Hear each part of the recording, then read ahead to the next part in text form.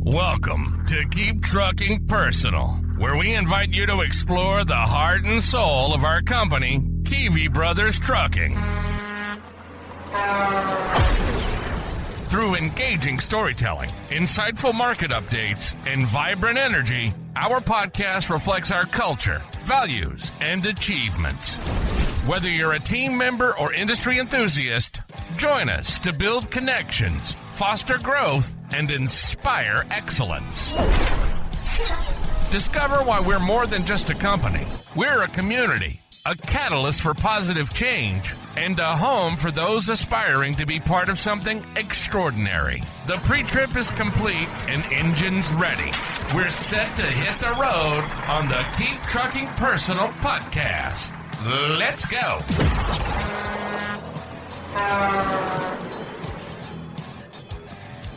Welcome to Keep Trucking Personal. My name is Tyler Kivi, and I'm your host. Today's guest is someone that can brighten a room, put a smile on your face, and carries a positive outlook on life. I want you to meet Frank Ramirez. Frank, welcome. Thank you. Thank you so much for having me. Frank, when I got to this making of this podcast and I wanted to get into positivity and, like I said, brighten someone's room, I've seen you do that personally. When you've come into the office down here, you know you're here. Like everybody's in a good mood. Everybody's laughing. So first of all, thank you for doing that, because in this market, in this industry, we need more of that. Well, thanks. Thanks so much. So speaking of you with Kivi Brothers, you've been here almost 5 years. Your 5-year anniversary is coming up on May 20th, and time flies. Wow. Yeah. I didn't realize it had been 5 years. That's good to hear. Goes by quick. Well, before we get into your working here, why don't you tell us just a little bit about your history, how you got into trucking, maybe before trucking, a little bit of everything. Okay. Well, I guess the beginning of my story would actually begin, I guess, while I was in high school. I left high school a little bit early, didn't graduate per se, and I joined the Marine Corps. Did some time in there, got to see a big portion of the world. I guess it kind of fueled my desire to travel and things of that nature. Did 8 years in the service and then got out and just saw a lot of things there that I guess stirred my desire to serve my community and to help people out. But I guess it opened my eyes to see the good and bad that people are capable of. I guess I was disillusioned at a young age. And when I returned home, I came home a bit angry. And, a lot of people say that, wow, you always seem like you're so happy. I said, well, it's actually an inner struggle with myself sometimes, especially when I first came home. I got married young. I was 19 when I got married, and actually just celebrated my 36th year anniversary of our marriage to my lovely wife, Beth. Well, congratulations. Thank you so much. And she is honestly and truly the catalyst to keeping me going daily. Between her, God, and my family, that's really my fuel right there. I continued on trying to change my attitude, I guess you would say. I always knew that I wanted to do things for people. I always had a desire to be a very hands-on person, I guess. And the one way I guess I could do that, that I thought I could do it was just, be of service, community service, whichever way. So after I got back, I wound up joining the fire department there at home. And I served there for 10 years, and I was kind of on and off. I started driving at that time. I was a volunteer firefighter. I kept on going for a bit. And of course, the need for funding the whole homestead thing kind of took over. So I really jumped in both feet driving, and I went over the road. I did that. Believe it or not, I got into the trucking industry at a local lumber company, and a friend of mine from the Marine Corps, his father happened to be right down the road. And at that point, I had just gotten laid off as a welding inspector. I was home for a few months, I guess it was. And I walked up the road and I saw him, and he gave me a temporary job working with him installing electrical conduit to a building right down the road from that lumber company. And I walked over and asked them if they had jobs at that lumber company. And he says, yeah, we do, as a trucker's helper, a driver's helper. So there I am. I had just been laid off from believe it or not, a job that was paying me $1.75 an hour Wow. as a welding inspector. Yeah, kind of odd, isn't it, to hear those kind of numbers? Yes, I am that old. Well, I got the job as the driver's helper, and within 3 months, I was driving my own truck, and that was all local. And then I took another step up with a concrete company and said, you know what? For some reason, this thing's too small for me. And I don't know if you know me, but I'm not a small guy. Well, I mean, I'm short. I'm vertically challenged, for those of y'all that want to be politically correct. But wide wise, I need a little more space. So a buddy of mine saw me and he says, you know what? We're hiring at this company. We just started it. We need some drivers. So I started driving regional. And all of this started about 30, oh, I want to, man, I'm that old, about 34 years ago. So yeah, it's been a minute. So you got your license when you worked at that lumber company, or they helped you get it?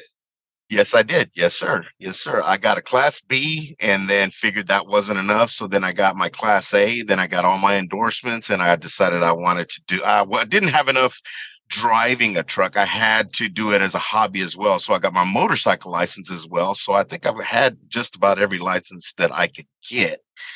I'm just waiting for them to build that new highway out there to Hawaii so I can be the first one to drive out there. Mm-hmm. So I hear you there.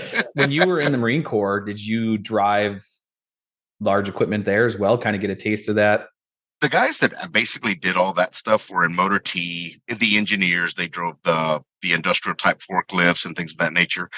I kind of went the other way. I got to drive some of the heavy artillery, self-propelled artillery. I got to operate an M1 Abrams battle tank, other things like that. Like they say, if you want to learn how the capabilities of our military equipment, let's put it in the hands of teenagers and let's see what can happen there.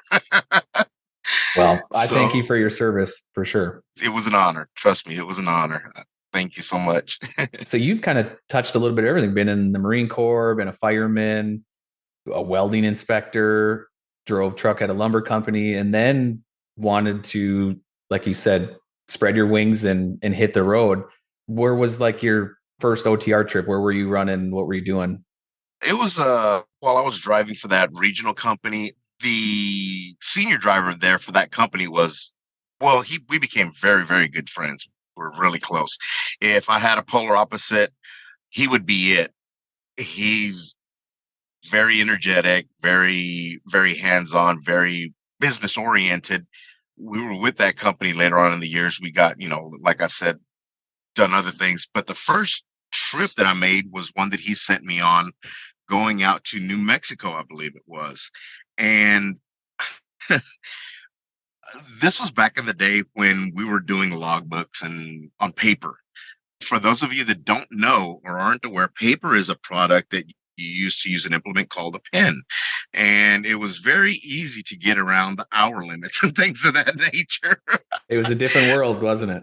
Yeah, oh, so much so. It's a very different creature. The trucking industry has changed, and it's changed so much. And I get a kick out of looking back at some of the things, especially like thinking back on that first trip going to New Mexico. I was by myself, no one on the road. It was dark, and I figured, man, I'm kind of lonely out here, and I've only been away from home for 8 hours. And I said, you know what? I'm going to call my wife. And I looked around, and there's nothing out there in the awesome wilds of Texas, free range deer. And I'm like, what am I doing here?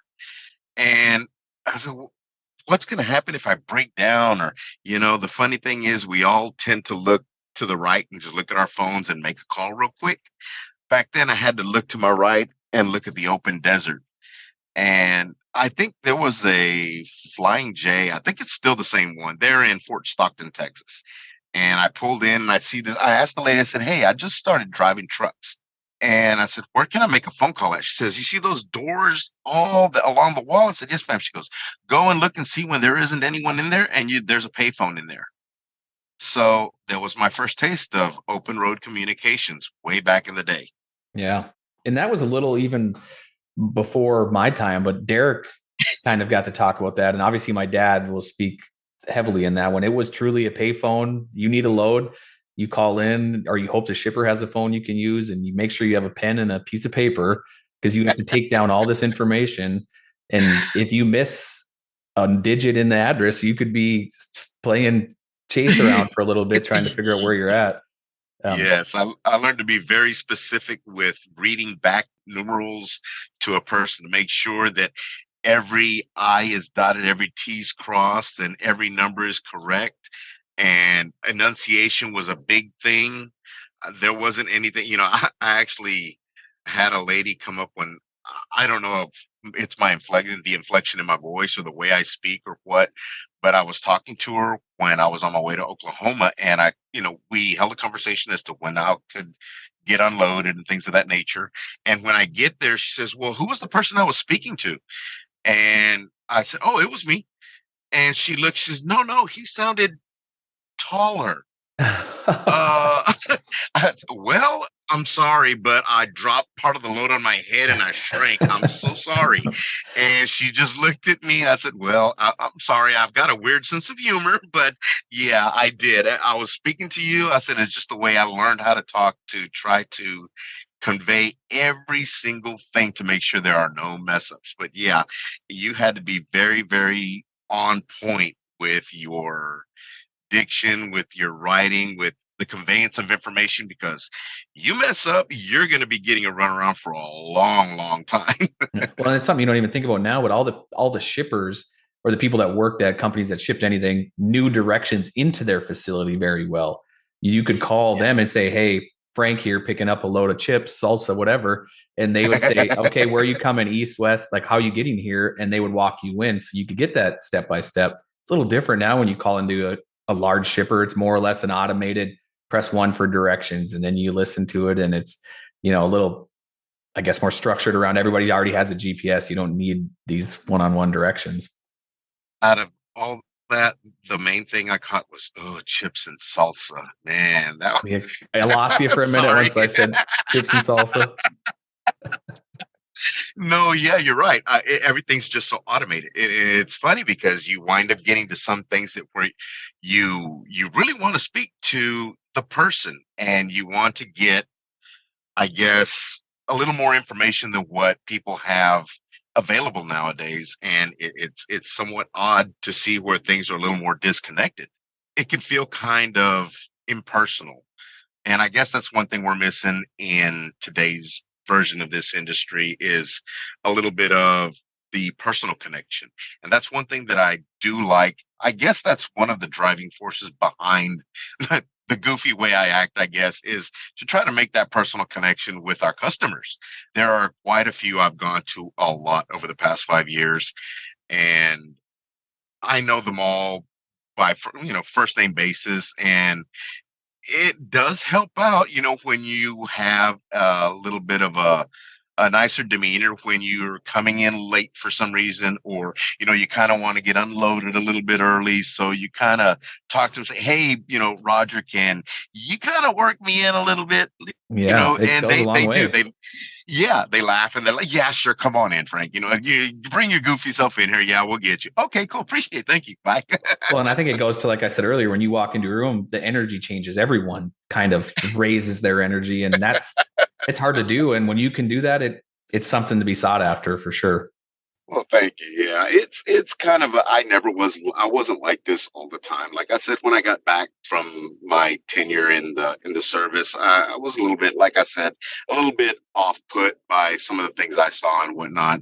It's in the nature of what you're doing, but like I said, things change, and you can't succeed anywhere with that type of an attitude or go far, I guess you could say.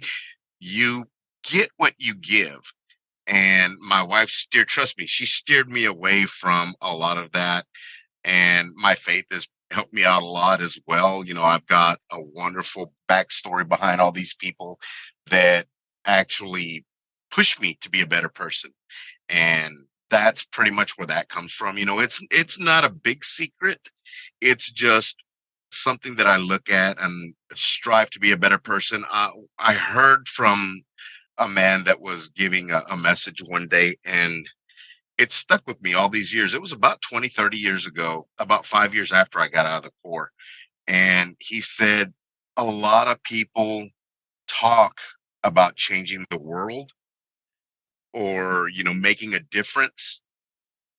And if you really want to do that, change yourself Mm-hmm. and talk to one person. And if you make that person smile or if you make them laugh, you've changed that person's world. And it stuck with me. That one statement alone made an impact on me. So first off, I tried to help out in my community. When I saw that that was going to be an overwhelming task, I just tried to change myself.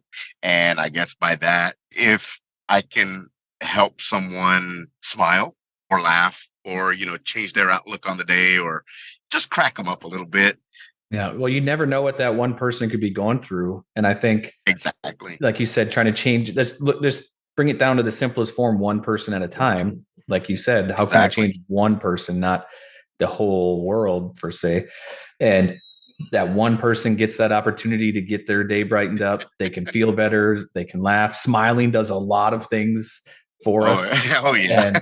And I think we sometimes forget that. And when you can bring that back and touch one person, make them feel amazing. Yeah. Yeah. And it's a great feeling. I mean, when someone tells you, oh, that's, you hear someone tell you, oh, that's real sweet. Or, you hear a driver tell you, oh, well, hey man, that's cool. I was having a bad day until we had a talk and, it makes you feel better.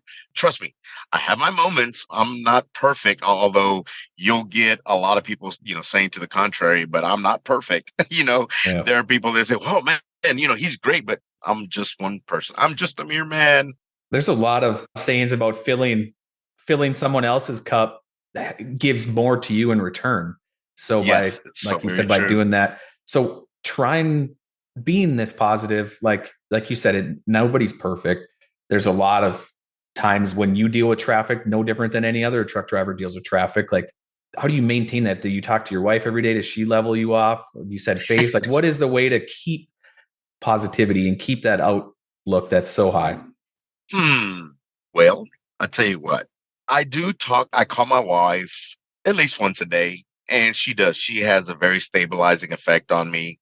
But it doesn't matter how much I try to talk to her. I have two grandkids at home that live with me, and they just fire me up. There's no way on this earth that I could hold a serious face with the conversations that I have with a 4-year-old and in 2 days, a 3-year-old. They just keep you going. The energy that they give off is enough to power 5 large cities. Yeah, I If hear I you. had that energy, yeah, I could deliver everything we have in about a day and a half. So, Well, so we're both having the same conversations because when I get home, I have a 4-year-old, a 2-year-old, 7-year-old. oh my gosh, yeah, you got me beat. Yeah, that's a Well, lot of that's a lot of push right there. we're having the same conversations, solving the same problems. Oh yeah, the baby, she's my little princess. She's a handful. And the bad thing about it is she knows who runs the house. My grandson, he's a chatterbox. He's worse than me. And he always wants to know where I'm at. And my wife started laughing the other day because she's washing dishes and they're playing in the living room and the little one hears everything. So she's at that parrot moment where she repeats everything she hears. And my grandson, when I call, says, first thing he comes out of his mouth, hey, Appa, where are you at? Well, she decided she wanted to ask, where are you at? And he hollers out from the other part of the living room, California. And they lost it. Like, well, I don't think my living room's in California. I'm from Texas. But he loves trucks. He loves conversations that we have. The equipment. I just bought him a mat with a skid steer on it, and to my surprise, he knows what skid steers are because Appa transports a lot of heavy equipment and things of that nature, and he's in love with the industry. He loves it. Every time he passes a truck, look, Appa's truck. Look, Appa's Yeah. truck.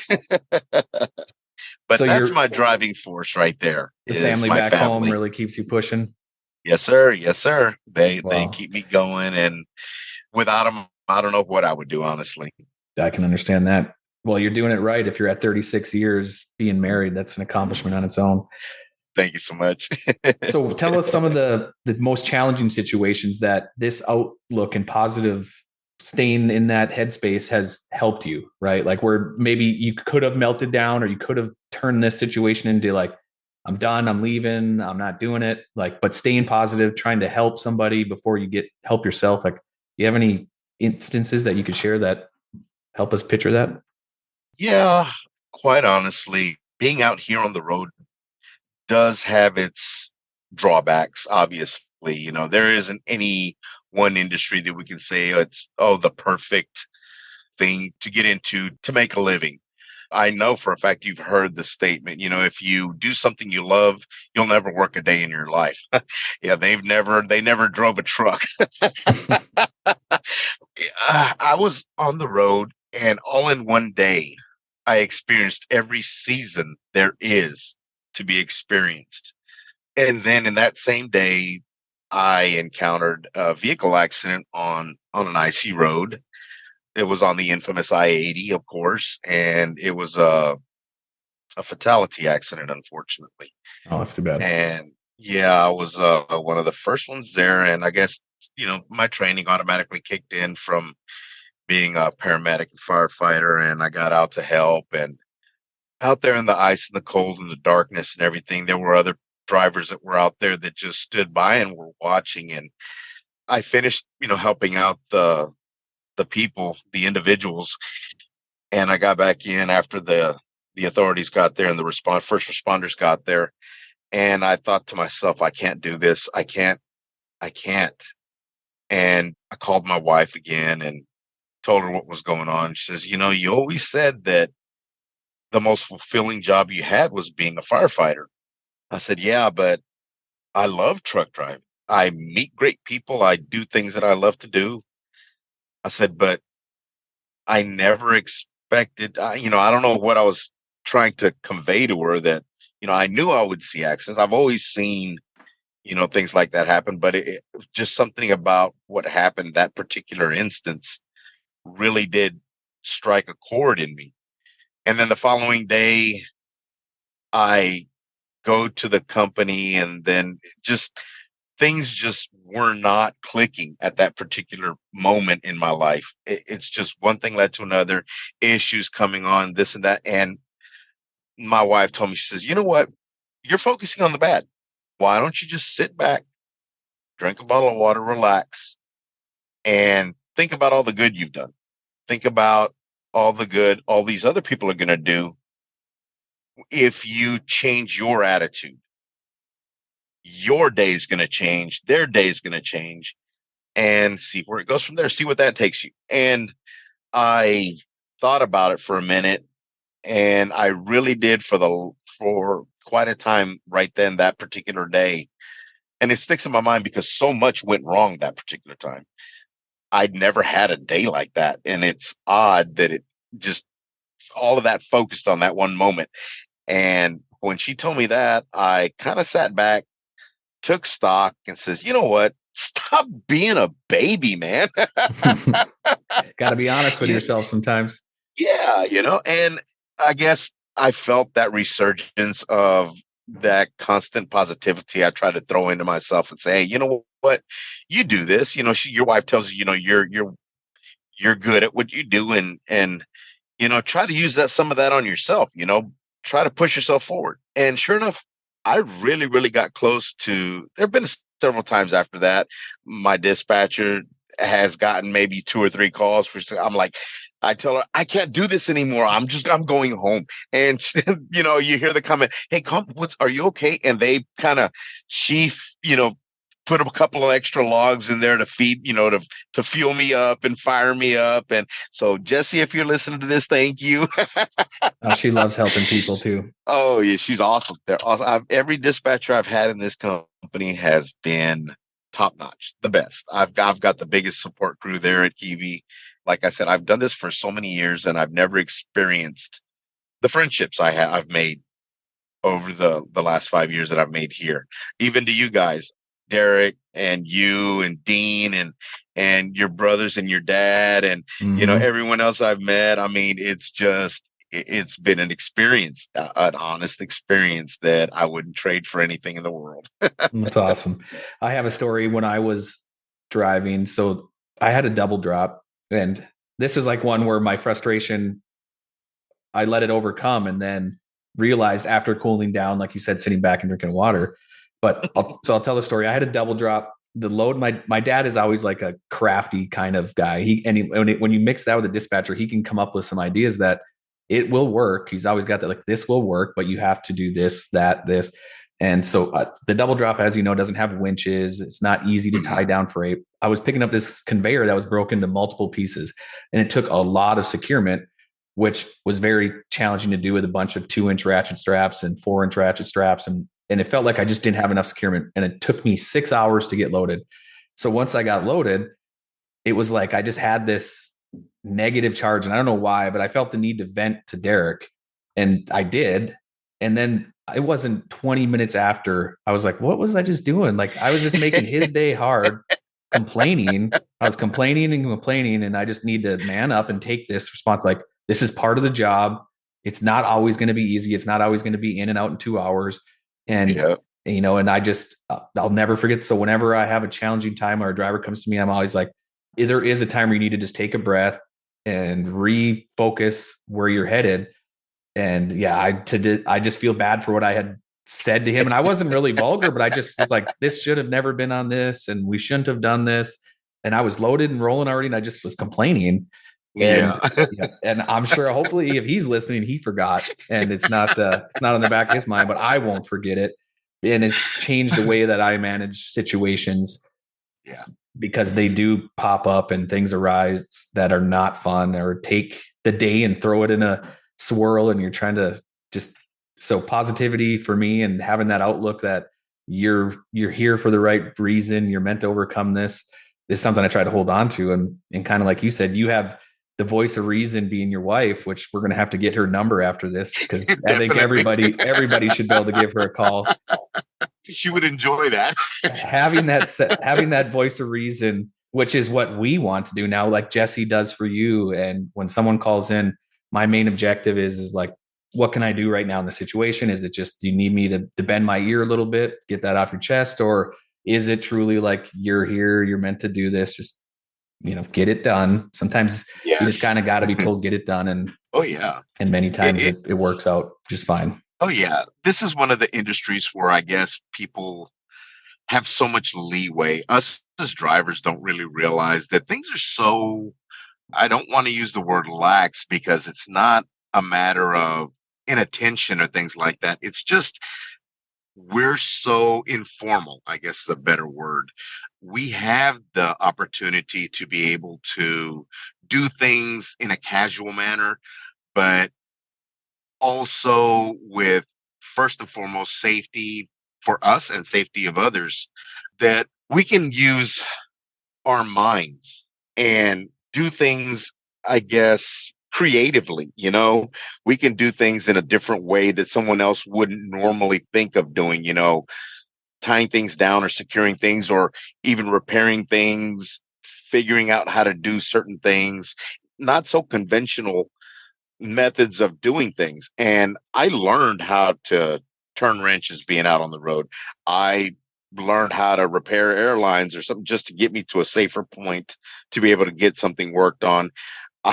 You didn't hear this from me. And between you, me, and the fly on the wall, I actually changed a belt on a truck that was running because the belt busted. My batteries were dying. I'm in the middle of nowhere, and my wife happened to be on the truck with me at the time. And obviously, my injectors and everything were running the truck just straight off of the batteries. So if my truck would have shut off, there goes all my power. So I had to get it done, and I don't know how I did it. Don't ask me to repeat the process, but I did. I changed the belt on a running engine, Wow. and people will ask, "How do you do these things?" And I'm like, God takes care of women, children, and idiots. Look at me and you figure out which one I am. I'm definitely not a woman. So it's a toss up between an idiot and a child.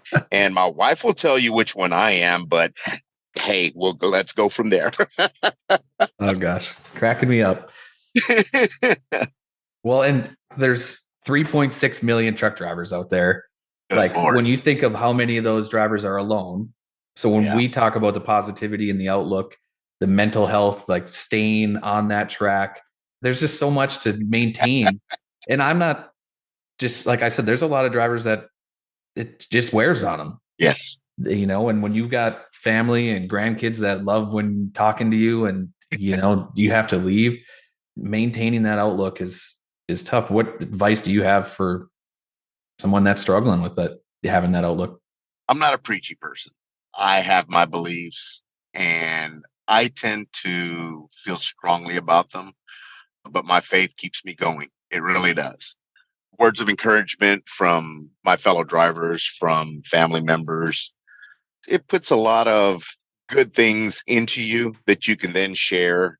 I love to read.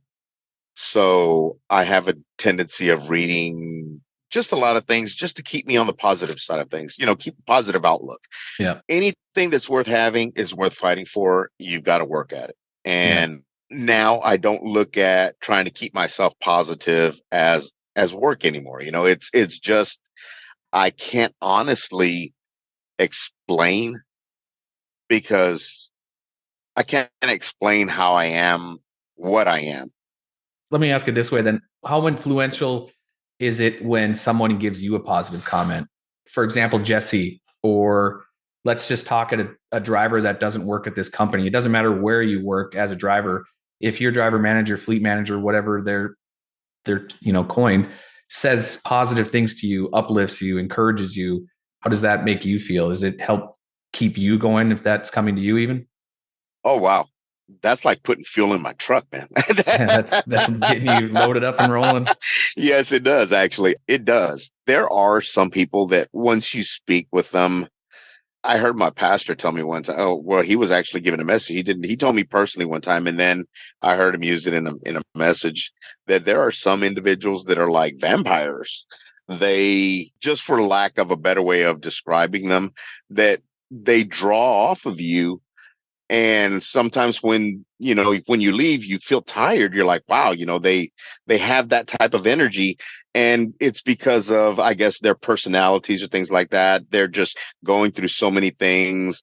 They need so much that when you help them out or you talk to them or you try to, give them a word of encouragement or something, you have to push so much that it tires you.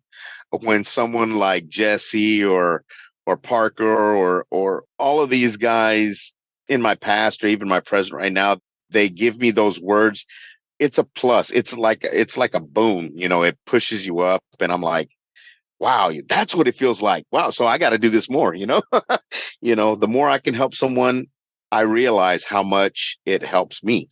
Yeah. It's a real good feeling. It really is. It really Well, is. and that's one of the things I like to try to focus on. And that's just truly from an outlook is quality of call. I think it's very important when you're speaking with someone that you're listening, you're giving that encouragement. And that can be hard to do if you're not, like you said, if somebody's being a vampire and sucking that away from you.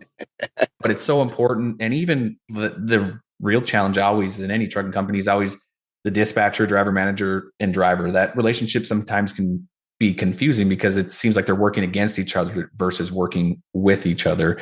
And that's one of the things that I love when I see it come together. Like you said with Jesse, we are, even though we're sitting behind the desk, a lot of times we have to pretend that we're sitting in the seat next to you. Like, how are we going to get through this situation? Okay, the pickup number is wrong. Let us navigate this. Let us work through it. Oh, the load changed to this destination. What are we going to, and we're there to work with you, not against you. And Yeah. having that outlook that is uplifting really makes that process go much smoother. Like if you don't have it, it's tough when you call and that person is a vampire and just takes the energy. You're like, I want to work with you, not against you. Like, and this is an effort that takes both of us to do it. Oh yeah, and I like to. I mean, I know I mentioned some of the dispatchers I've had, and some of the dispatchers I've had since I started have gone on they've been promoted in the company. They do different things, but I just can't give my thanks enough to these folks for the time and effort that they put out to helping us out, and they stay positive. I know, like I said, I know people have a tendency of thinking, wow, you're a real positive light, every time we see you or whatnot. And, I like to think about that with my dispatchers and everything. I'm like, I tell them, I said, man, you know what? Thank y'all so much for being the person that you are. I know you guys could be having a bad day and you sure don't show it. Yeah. So like I want to just kick them out, some words of thanks and say, thank you to the Academy for, and I would like to thank God, my family, and I would like to thank, all of these people that made this possible. Yep. Well, and they need to hear it too. Like, we're not Yes. Yes, they we're not do. They really do. superheroes in an office. Yeah. And They're they're not normal people. forgotten. Yeah, Yeah. they're not forgotten. All the people turn around and say, oh, well, I'd like to thank all the little people. No, in my eyes, they're not very little. These guys actually have a monumental job and they do amazing work. And that's another thing that I guess helps keep me positive is that with the amazing work that they do supporting me and keeping me going and helping me make money to feed my family and to pay my bills and to pay for that nice truck that I got at home and all of this stuff, there's a crew behind it. And I want to be one of the people that they remember when they say, you know what? Well, he kept me in mind when he got that award. He kept me in mind when he filed his taxes and said, wow, I made that much. These guys helped pulled it off. It's a great thing to have a whole cast of people that help you do something and help you achieve your goals. And in doing so, they really affected my world. They've Yeah. changed me for the better and they've helped me out with so much on my highs and my lows. Those low days that we spoke about earlier, I haven't had perfect days all the time, but on those down days, talk to Parker. He'll Yeah. tell you. Parker's awesome. So Yeah, good let's guys. talk about what your favorite trip is. Like, what brings that biggest smile when you're out there trucking? Wow. Well, I tell you what, a lot of guys really don't like to go to California. We all have our reasons, but there's a customer we have out there, and I'm sure every person out here knows that works for Kiwi knows what company I'm talking about, where we all pick up over there to load out to leave California. You know where we're going. There's a group of guys that work for this particular customer. And when I first went out there, we used to have a moniker for this place. We don't use it anymore. We don't go out. We don't have the huge group of guys that we had out there before. When I first started here, there were 16, 17 Kiwi trucks at this little truck stop. And oh my gosh, it was a constant cookout out there. And we used to go out there, we'd get on the webpage and we're like, hey guys, who's coming out here? I'm going to the Walmart right across the highway and we're going to go get some hot dogs and steaks and burgers and we're going to grill out. Who wants to go? And we're all out there just having a good old time. And we get to the company and these guys, they're phenomenal. They have the best crew out there. And I develop relationships with these guys. One of them retired recently and he's called me after his retirement and we're getting together to eat dinner and he goes down to, he leaves California and goes to Texas just to have dinner with me. How awesome is that? Oh, that's pretty amazing. It's a good friend there. It's some great guys. And for the most part, this particular customer has individuals on every location that are like that. And that's one of the things that I've remembered the most. It's companies and customers that we develop relationships with that actually become friends. Yeah. And I know I could regale you with stories of the biggest load I pulled, which is about a 128,000 piece, not including tractor, trailer, and equipment, because all I used to do was heavy haul before I came over here, and different things that I saw on the road and types of, I know, truck drivers love to talk about the pieces of equipment they haul. Oh And yeah. we've given the big ones, the heaviest ones, the smallest ones, the craziest things you see people do on the road. But the funniest thing that really struck me when I was thinking about doing this show was the people. And the most memorable act was making friends with our customer. Yeah. And every time I go over there, I talk to him, say, "Hey, how's so and so doing?" He's like, "Oh, he's good." He goes, "You talk to him more than we do, and he used to work here." I was just like, "Well, I don't know, man. It's something." He said, "How do you talk to people?" I said, "You know what? I don't know. I really don't.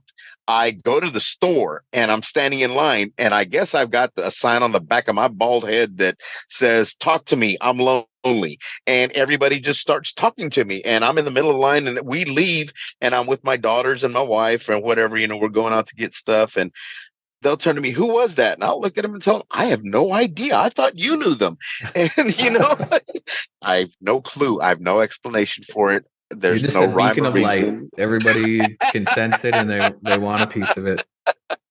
I'm a beacon of something. I'm not sure it's light, but people And have they do light. I guess they do. They're just drawn. I guess I've got an open face. I guess that says punch me. I don't know, the but relationship side is still like, I think trucking is like, I've talked about it before. There's so much technology that's emerging and coming into it, but yes. it's, as that technology grows stronger, it's almost like now the relationships have to grow stronger. Oh yeah. And one of our important things, and many of our customers, it's just that basis. There's some that try to implement technology to get in the middle of it, and it still always seems to circumvent and say, okay, we need a face to face, we need to talk about this, because we want to make your business better. And those relationships, when they want to make our business better and we want to make theirs better, that's where the mutual partnership comes together, and then the relationship flourishes and it builds. And just Definitely. like you said, when customers or the shippers recommend our trucks because of drivers such as yourself that they enjoy seeing and they can't stop laughing when you're there, and they just fills their cup, that's also what firms and strengthen these relationships, and it helps the whole company. So when you're having that one-on-one with one person, it permeates and it comes Yes, in through the back door. Like you said, you might not for even know sure. this, but we might hear it after it's made its way through 10 different people, and they're saying, this company's got the right crew, they got the right drivers. The drivers care about other people, they're passionate about what they do. And I could go on, and those are the real things we hear.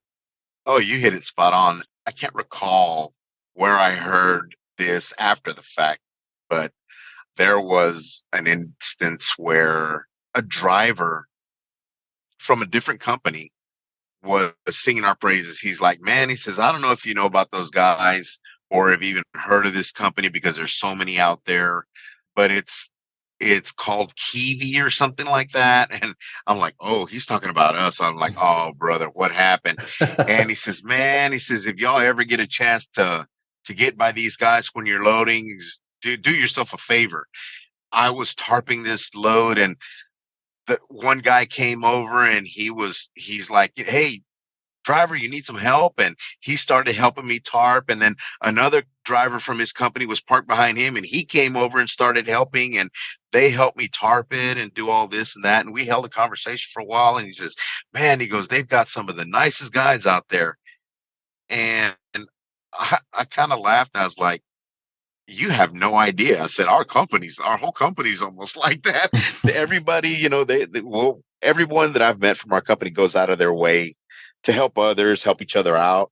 And every time I turn and I see a red truck and it's got our company name on the side, I'm like, yeah, I'm going to get help in a little bit, or I'm going to help him out once I get done with my load or whatever. And Yeah. it's a good thing. I heard the show where your brother was on there and he spoke of I guess not, people remember. People remember the name on the side of the truck, and it stays in their mind. What helped them remember that name? It's always one thing. You can count on that company for one thing, and that's they say they're going to do it and it gets done. And the people that are behind the wheel, you can trust that they're going to get it taken care of. If you need something done, it's going to get done. And the people that are there are trustworthy. they have honor, and they have good characters, and that's one thing that you really don't see in a lot of things right now, in a lot of people nowadays, is strength of character and honor. And I know that's something that it was spoken of when I was in the Corps and things, is God, family, and honor, and, country. But that's something that should be inherent in people nowadays, and you don't see it a lot. People today, drivers today, they ask you, man, what's changed from the time that you started driving to now? And I'm like, it's simple. It's something that a lot of people don't pay attention to now, and that's the character of a person. To try to be positive, to try to be helpful, to care about your fellow man. Like you said, the people remember sometimes one thing, and it's how you made them feel. And exactly. If you can walk away from that conversation with a good thumbs up, like you made me feel good, I appreciate that, they're gonna remember you, and that pays dividends. Man, it's awesome getting time to speak with you, Frank. Like I said, I love the way you show up, the way you deliver, the energy you bring, the positivity. Keep doing it, man. And I really hope that we can get together again soon and have another conversation, because I think there's a lot to unpack here. Thank you. Thank you so much for having me. And once again, I appreciate the time. I appreciate the chance that you gave me I don't get a chance to really talk too much, because people have a tendency of saying that I talk too much, and you just gave me a chance to run my mouth and just throw some things out of my mind there. But I tell you what, it was fun. I really do hope to see a lot of the new faces that we've got coming into the company, and for the old hands that have been here. Haven't bumped into you yet, but trust me, that day's coming. We're all over the place. This company's growing, and everything that I can see out of here is nothing but positive, man. I love the chance that you guys have given me to do everything that I've had to do here. I've had a blast. Well, thank you for that, Frank. All right. Tune in next week to the Keep Trucking Personal podcast. We have a special guest who currently works in the office, but is no stranger to trucking. He finds comfort in going to Los Angeles or New York City. And I think you're going to want to listen to this. Until then, we'll see you next time. Thank you for joining us on this episode of Keep Trucking Personal. We appreciate you taking the time to explore the heart and soul of Kivi Brothers Trucking with us. Don't forget to subscribe and leave a review to let us know your thoughts. Tune in next time as we continue our journey together, diving deeper into what makes us a community, a catalyst for positive change, and a home for those who aspire to be part of something truly extraordinary. Until then, keep trucking, and we'll catch you on the next episode.